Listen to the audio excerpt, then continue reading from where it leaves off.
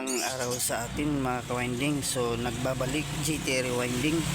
So meron tayong mga ka-winding. So tanggap dito. So pinadala ito ng ito dinala ng may-ari. So ang dami nito mga ka-winding, oh.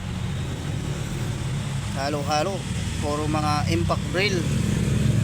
Tsaka merong malaki. Ito grinder mga ka-winding, malaki ito.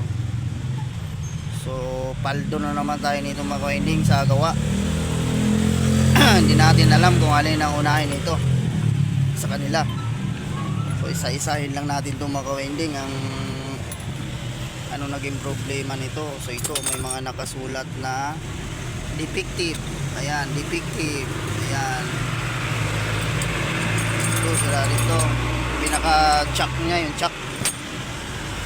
Ito makita ito mga ka-winding, makita.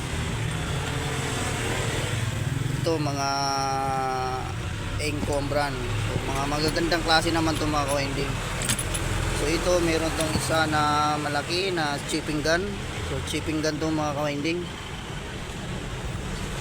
Chipping gun.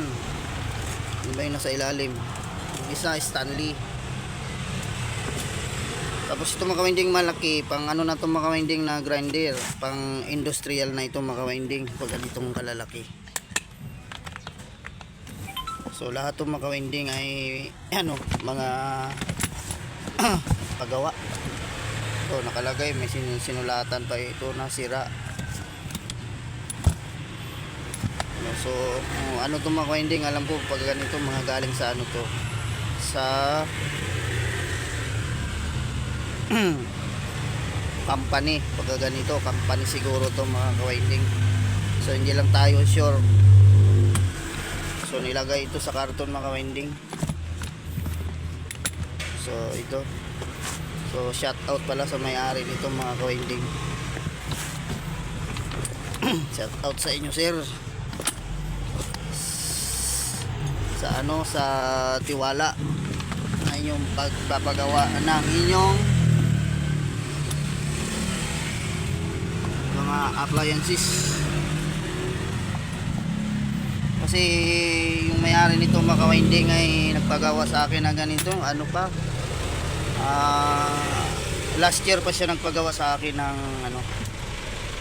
ng mga ganito. Kumbaga mga ka-winding ay suki ko na siya. Ang alam ko nito ay parang sa company niya, sa company ito. So hindi lang natin banggitin yung pangalan ng kumpanya. So chipping gun to mga ka-winding, mga bago pa ito. Hindi man gaanong last pag ibig sabihin maingat din yung may-ari nito mag-handle ng kanilang mga appliances. Siyempre katagalan din ay baka yung mga tao lang din ng mga tauhan. May tauhan siya na kung balasubas ang paggamit, wala talagang masisira. Kahit anong ingat mo ng gamit, talagang masisira yan. Huwag mong gamitin para hindi masira. So ganun lang yun. So, maganda itong isa, yung Stanley ba, medyo malaki itong pagka-drill nitong isang Stanley na ito. Heavy duty din to mga ka-winding. So ayan mga ka-winding. So ito lang ang update ko sa inyo mga ka-winding. At ito'y